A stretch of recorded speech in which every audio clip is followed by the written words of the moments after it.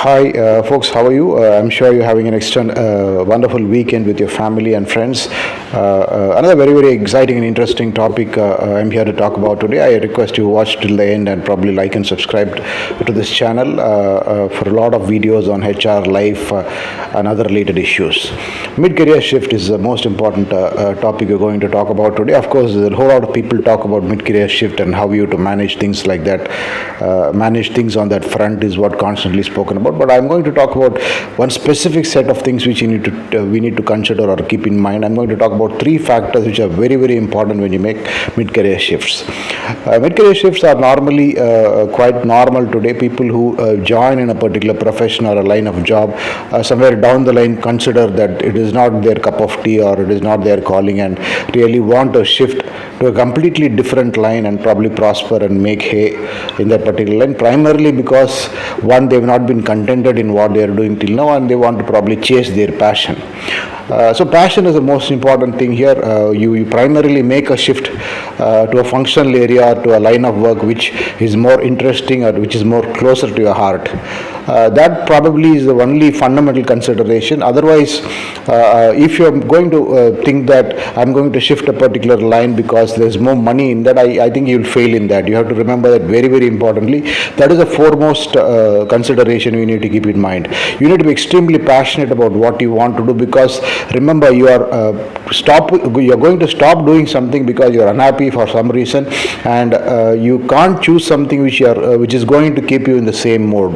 You have to consciously make a decision to choose something which you are extremely passionate about, which you'll be happy doing even with less money, and which you will do probably for the rest of your life, because all of us are chasing careers, and these careers are very long careers which will run to about 2 or 3 decades. So that is the most fundamental factor. Don't make a career shift because somebody else told you to do, or somebody else told you that you'll shine better and things like that, or probably because you're more frustrated in the present role, you think it is easier to run away from the present role by doing something else. What happens is sometimes even the organization, because you're not very happy doing what you're doing, and maybe you're not optimally productive in what you're doing, will consider moving you to another line.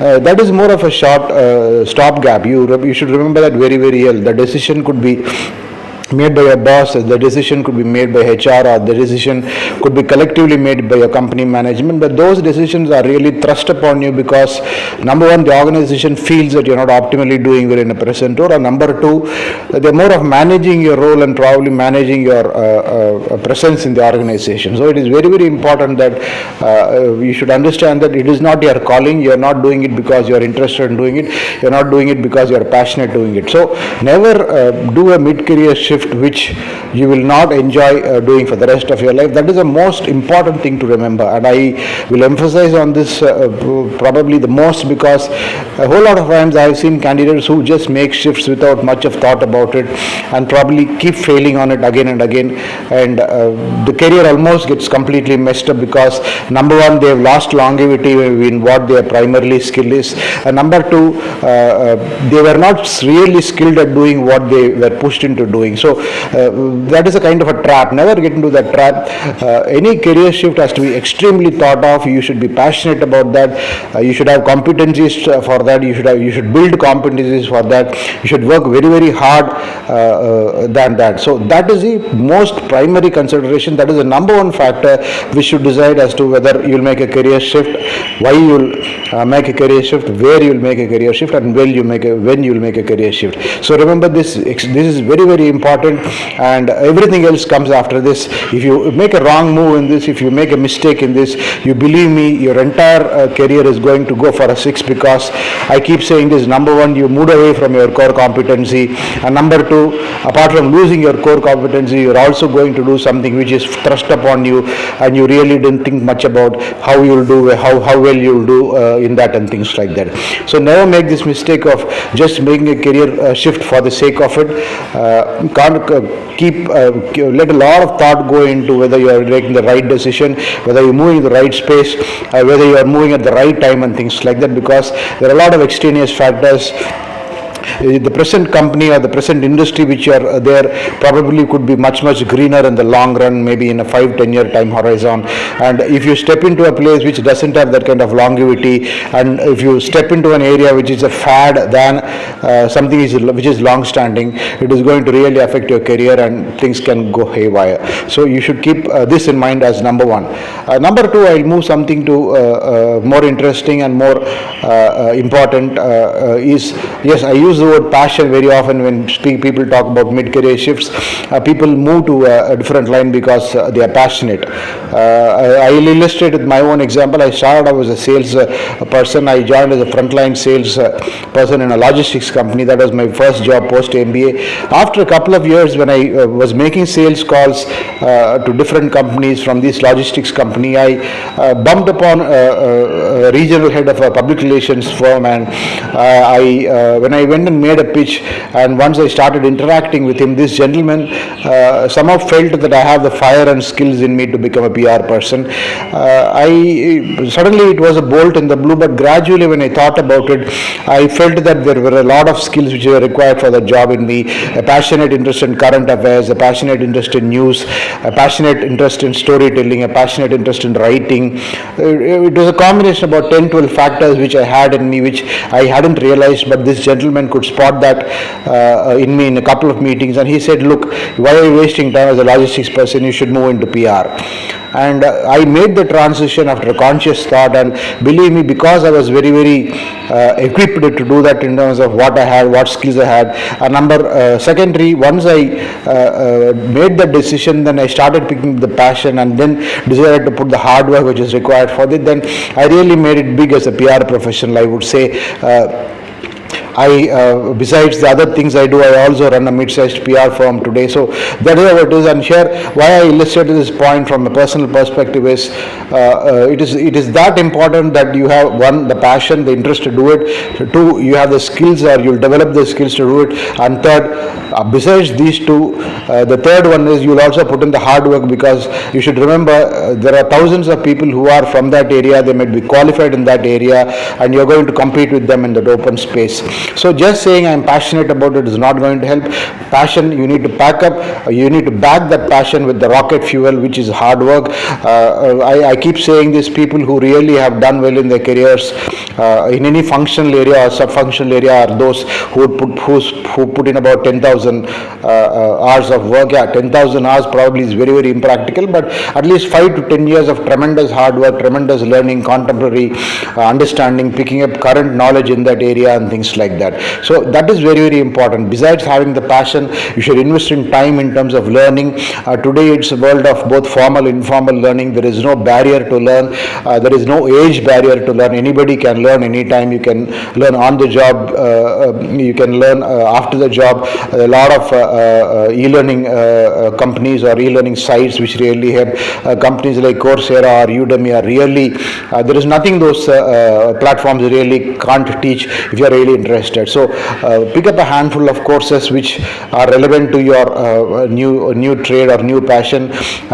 Keep learning them, because you really have to excel at it, and you really have to go on par with people who are there in that particular field today. So it is a combination of passion, it is a combination of hard work, it is also a combination of burning the midnight oil. Besides that, you also have to acquire the formal knowledge which is required for that. You can't keep saying that yes, I will learn by experience, because you got late into that field. So there is already someone who's got about 10-15 years, and you are going to have only 2-3 years of experience in that. So you have to really supplement and complement that by means of your sheer knowledge gathering and hard work efforts. So this is the most important second factor when you consider mid-career shift. Don't think that just being passionate or just talking about passion or just feeling that having that passion or fire in you is going to help. Yes, that is a primary criteria, but the second most important criteria is whether you are willing to put in the hard work, whether you are willing to burn the midnight oil, whether you are willing to really fiercely compete with those set of people who are already excellent at that job.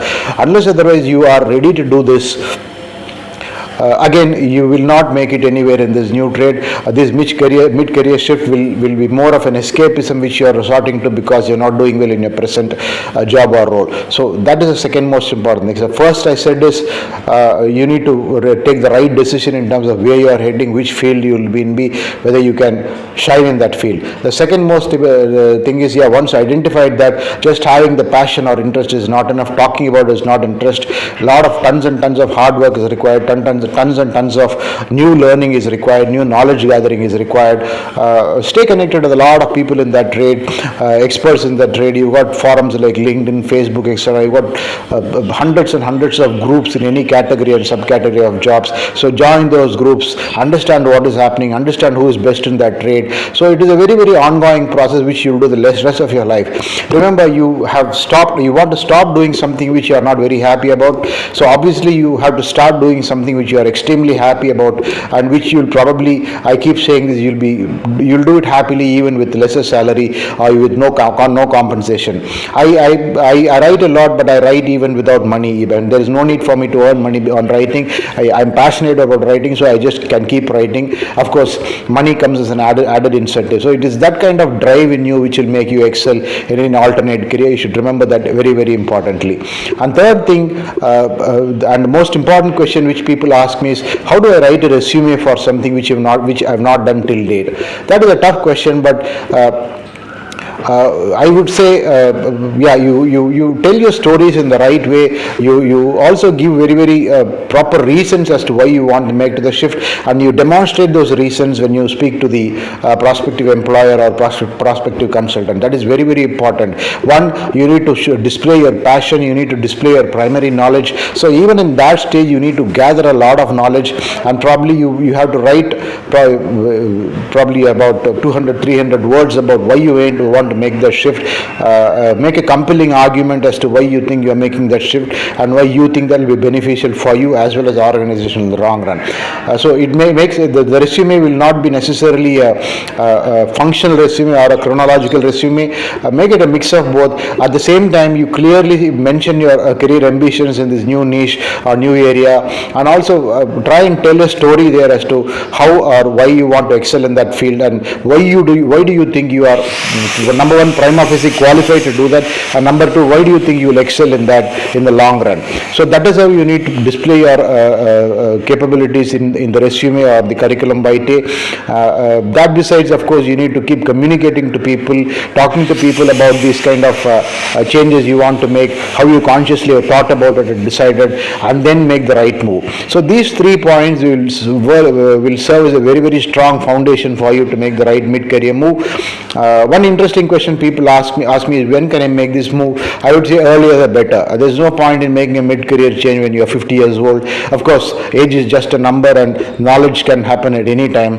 But what happens is, the more time you lose in picking up the new field, I think more changes are going to happen in that field, and you probably will your competencies in terms of earning potential will be much lesser when you make a decision late. Whereas if you can make the decision early in the day, you for sure can excel much better than what you are doing now, and probably it will be very, very productive for you, both from the monetary and non-monetary point of view. You will be mentally much better. You will be a very happier person, and consequently your family and your life will be extremely happy. So earlier the better is my point. I'm sure this short video is extremely helpful to you in terms of how it is important for you to consider these factors, these 3 important things in mid-career change. I wish you the very best. Think patiently, make the right moves, and shine in your career. Thanks for watching. I will meet you in some other video. Thank you.